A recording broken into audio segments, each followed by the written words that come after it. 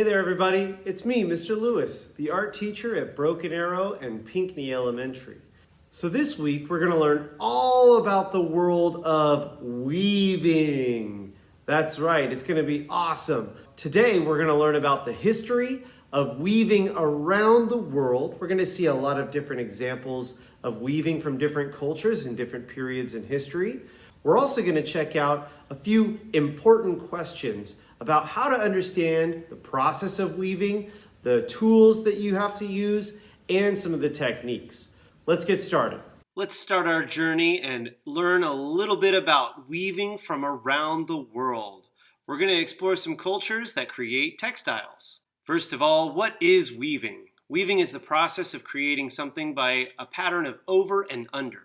Baskets, blankets, clothing, rugs, and furniture can be created by weaving.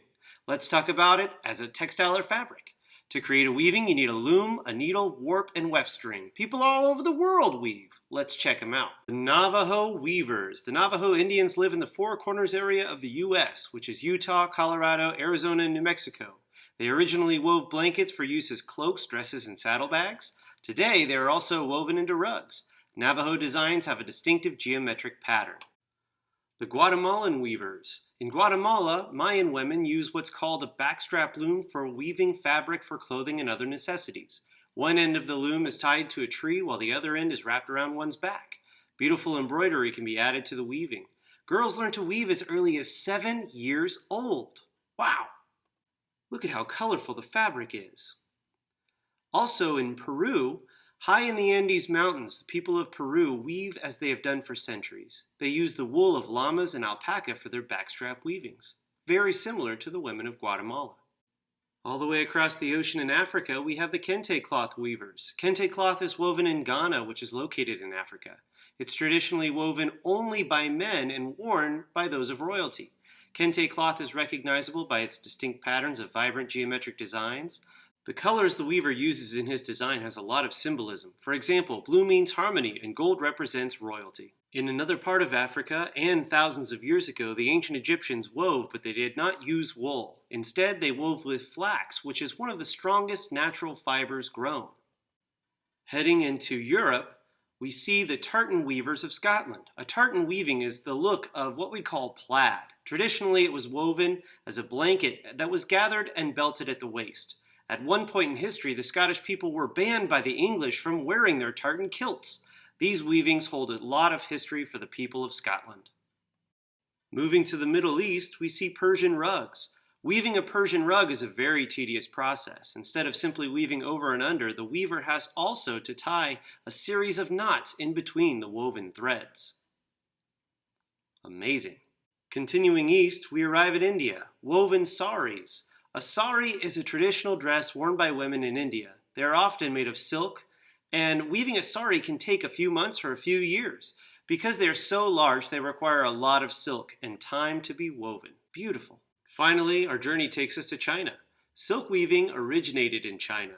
It comes from the silkworm, and it's a very fine fiber that the silkworm creates for its cocoon. The silk is unwound from the cocoon like thread from a spool. Silk has been woven into many kinds of textiles in China, such as clothing, tapestries, which are pictures created in fabric, and wall hangings. Thanks for joining us for Weaving Around the World. Okay, now that we've learned a little bit about the history of weaving around the world, I'd like to show you some examples that I made. What is a loom? That's a great question. A loom can be a lot of different things, and in fact, you don't even really need a loom to be successful at weaving. There's lots of different types of weaving, and sometimes people make baskets with different materials, natural materials like plant fibers, and they don't even need a loom for that.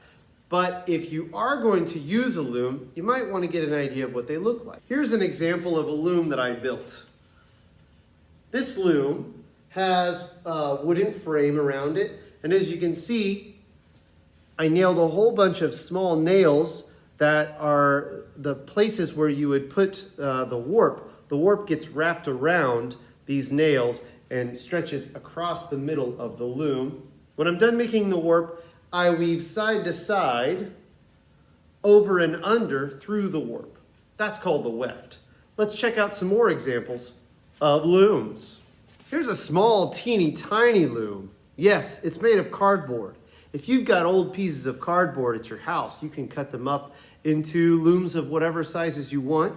All you need to do is cut some notches on both sides of whatever shape you want to create a loom out of. And that's where you're going to wrap the string that is the vertical warp, okay? That's what goes up and down. Here's another example of a loom. Same idea with an old piece of cardboard cut into some notches on top and notches across the bottom. You can see how the white string has been woven across the middle, going across the top vertically and stretching into those notches. And then we have some really nice weaving done here that's going side to side. Notice how this red piece of string that was woven last is over and under every other piece of white string. That's that over and under pattern that we discussed earlier. Okay, now that we've checked out the history of weaving around the world, we've seen some examples of looms, we've seen an example of warp, and also checked out some detail of how to create the weft, that over and under pattern. Let's actually do some over and under for a weaving practice. To start practice weaving, you need to have some sort of material. I've got pipe cleaners. I've set up my vertical warp, making sure that all of my warp pipe cleaners go up and down, and I've got pipe cleaners that have a different color that are going to be my weft. For whatever materials you're using, make sure that your warp is vertical and your weft goes horizontal, over and under the pieces of warp.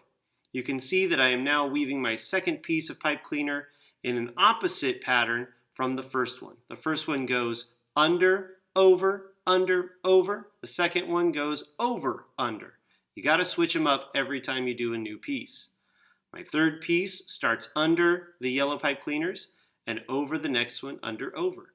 The fourth, again, repeats, but also flips it upside down and goes over, under, and I repeat this process each time, switching the pattern. If you're practicing the weaving technique displayed, make sure that you switch the over and under pattern each time you start a new horizontal row of weft, and make sure that you take a picture of what you've created. Whether you practiced your weaving technique today with me, or if you looked around your home and tried to find an example of weaving, then I would like you to post it to Seesaw by clicking Add Response, just like I did here for a woven rug I made over the summer. Thanks a lot. Have a great day.